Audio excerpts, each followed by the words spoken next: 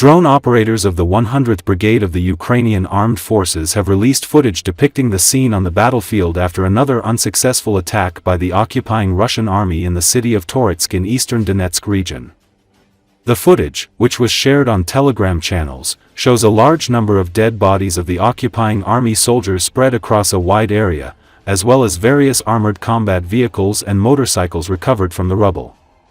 It should be noted that the soldiers of the occupying Russian army have been trying to completely capture the city of Toretsk for a long time, but have not been able to do so.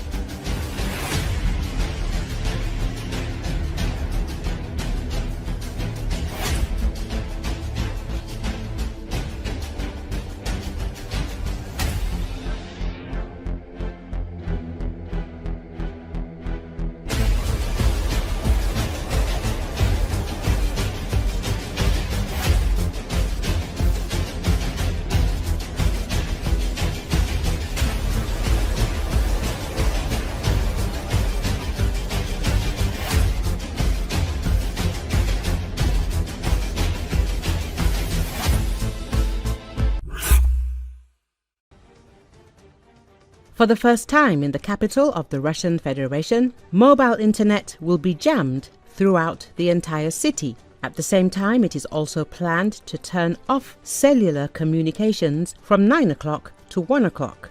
In order to participate in the parade on May the 9th, foreign leaders from 29 countries will have to give up their mobile internet and take the metro. Against the backdrop of the ongoing war in Ukraine, the Russian president, for some reason, decided to pompously celebrate the 80th anniversary of the end of World War II. This will hit hard the residents of the capital, who will face a whole series of serious problems for the first time. In Moscow, authorities have been restricting mobile internet since Monday.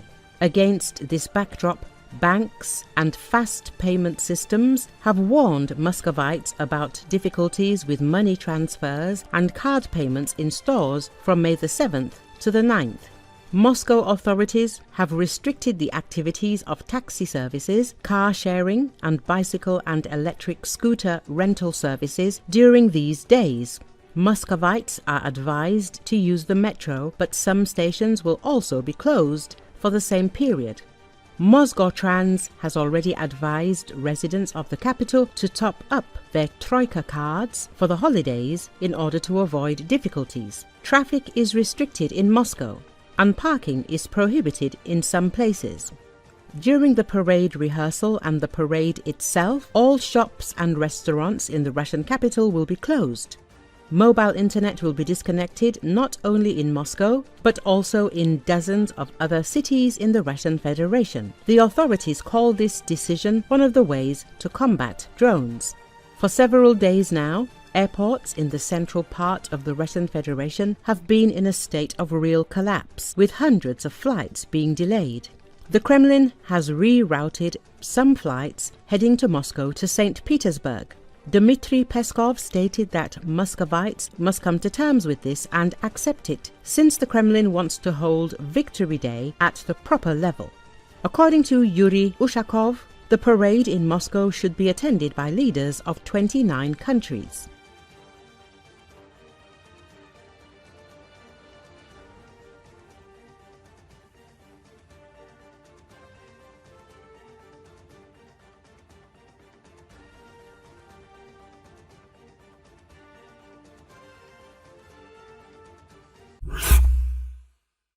Colonel former acting head of the Department for Nuclear Disarmament, Control of Ukraine at the Verification Center of the Armed Forces, Mykola Stelmak, discussed the possible consequences for Russia if it uses the Oreshnik missile system. He shared his opinions with Espresso TV. Firstly, the Oreshnik, as a weapon system adopted by the Strategic Missile Forces, does not exist. It is a side, dead-end branch of development. They have 1, 2, at most 3 missiles left. The talk about Oreshnik is a Russian psyop aimed at intimidating Ukrainians. In other words, they do not have such a weapon. Secondly, the launch of the Oreshnik is equivalent to the use of conventional non-nuclear weapons, roughly 6 250-kilogram aerial bombs. But they will not launch it because the technical quality of this weapon is very low, and this has already been proven in practice. Stelmak noted. According to him, Russia should understand that in response to the Oreshnik launch, Ukraine can respond asymmetrically. We know where in Russia the production facilities for liquid rocket fuel are located, and this is an extremely poisonous substance. Even in Soviet reference books, it was noted that there is a so-called conditionally lethal toxic dose and an absolutely lethal toxic dose.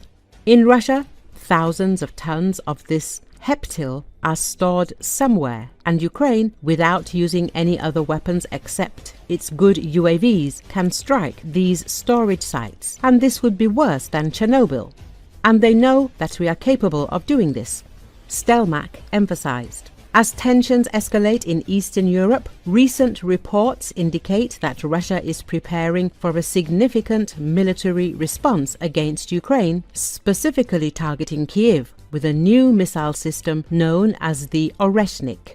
The Russian media outlet Baza reported that President Vladimir Putin has ordered the Ministry of Defense to identify targets in the Ukrainian capital for potential strikes.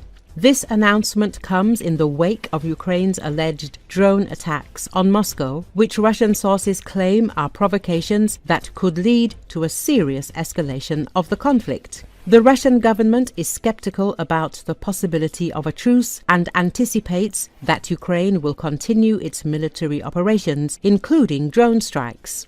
With the threat of the Oreshnik looming over Kiev, the Ukrainian government has continued to assert its commitment to defending its sovereignty. President Volodymyr Zelensky has been vocal in his criticism of the Russian leadership, referring to them as morons and expressing his disdain for Putin's aggressive posturing.